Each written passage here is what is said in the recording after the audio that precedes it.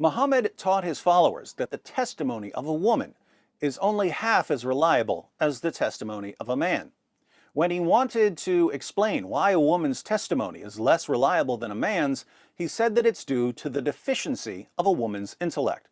So according to Muhammad, the reliability of a person's testimony is directly proportional to the person's intellectual ability. Good to know, Muhammad.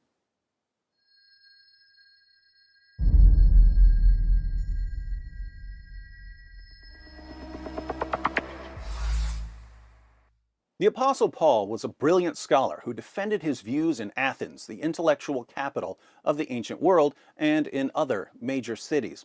He had discussions with the Stoic and Epicurean philosophers of his day, and he could quote their sources to them. Even Antony Flew, one of the 20th century's most impressive critics of Christianity, said that the Apostle Paul possessed a first-class philosophical mind. Muhammad, by contrast, was an illiterate 7th century caravan trader. Now, being an illiterate 7th century caravan trader doesn't make you wrong, just as being a brilliant scholar doesn't make you right. But when we're dealing with claims about history and theology and various other topics, having some sort of education helps. Not having an education leaves you open to obviously false revelations because you don't know enough to recognize them as false.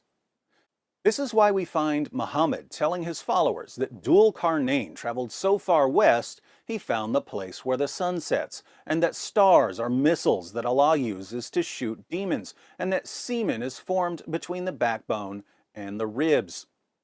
These are exactly the sort of absurdities we would expect from someone who has no clue what he's talking about and who therefore has no clue whether his revelations line up with reality.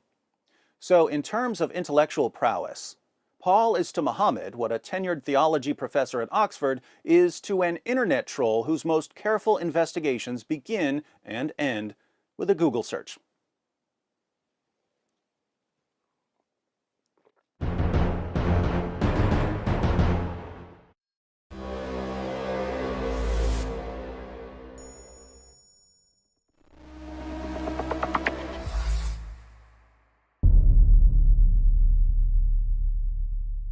Hi everyone, thanks for watching. In case you stumbled upon this video while browsing or searching, I wanted to let you know that it's part of a series comparing Paul and Muhammad. So if you'd like to see the full series, be sure to click on the playlist. If you're already in the playlist, you're about to see that while Paul understood the Old Testament, Muhammad certainly didn't. Why is this important? Stay tuned.